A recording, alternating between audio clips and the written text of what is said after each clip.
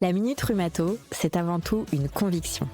Les meilleures interviews sont celles où on apprend encore plus que ce que l'on ne pensait. Alors aujourd'hui, on a eu envie de vous emmener avec nous, de vous montrer ce que ces rencontres nous ont appris.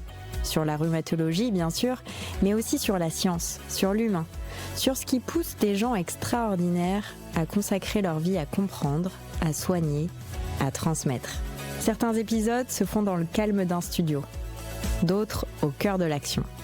Aux Journées nationales de rhumatologie à Strasbourg, on a eu la chance d'aller à la rencontre de chercheurs et de cliniciens qui font avancer la discipline, chacun à sa façon, chacun avec sa propre vision de ce que la médecine peut et doit accomplir. On a envie de communiquer dans notre société une meilleure connaissance de la science et que la science et la connaissance portent des valeurs. Il reste énormément de choses à découvrir là. Et comme je dis, tester, c'est souvent l'adopter. La santé et cet enjeu autour de la solidarité est un enjeu majeur de notre démocratie et de construction démocratique. Le fait que c'est quelque chose qui doit être régulier, quotidien, et c'est la régularité qui fait l'efficacité. On a aussi eu la chance de faire, dans un cadre un peu plus intime, loin des amphithéâtres et des congrès, des rencontres.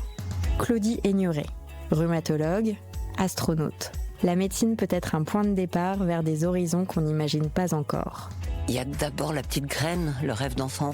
Et je rappelle toujours que moi j'avais 12 ans, en juillet 69, le premier pas de l'homme sur la Lune, et que ça a été un moment de fascination parce que quelque chose qui paraissait comme inaccessible, ce soir-là était devenu possible. Donc une porte s'ouvrait sur des possibles à explorer. Et moi, si je me souviens de la rhumatologie de l'époque, en 1980, on avait quand même essentiellement une hypothèse hormonale sur la fragilisation osseuse. Gabriel Bordier, lui, n'a pas quitté la Terre. Mais il repousse ses limites autrement.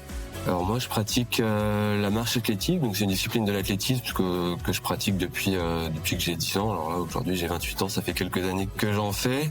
Ce qu'il est important de passer, c'est qu'on peut faire des choses en dehors de la médecine, on peut trouver le temps pour faire du sport à côté. Je pense que ça participe de façon importante à l'équilibre. Les journées à l'hôpital, elles sont souvent stressantes et exigeantes, et avoir une activité à côté, c'est très important. Et puis il y a eu Sophie Lalou-Collet, qui nous a emmenés à la croisée de la rhumatologie et de la musique.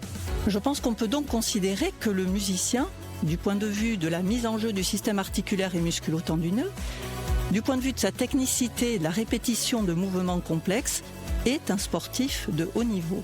Mais j'ai quand même un petit faible pour un instrument qui est le violoncelle, que j'ai la chance d'expérimenter, si je puis m'exprimer ainsi, depuis quelques années, avec beaucoup de joie et aussi quand même beaucoup de travail. Ce chant des oiseaux prend tout son sens.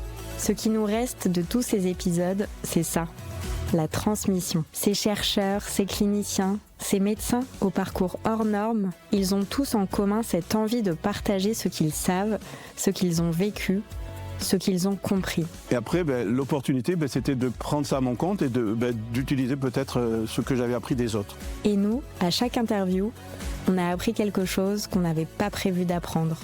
C'est exactement pour ça qu'on fait la Minute Rhumato. Et c'est exactement pour ça qu'on est heureux que vous soyez là. Si vous découvrez le podcast avec cette vidéo, bienvenue. Allez écouter les épisodes qui vous parlent le plus. Et si vous nous suivez depuis le début, merci. Vraiment. Alors à très bientôt sur la Minute Rhumato.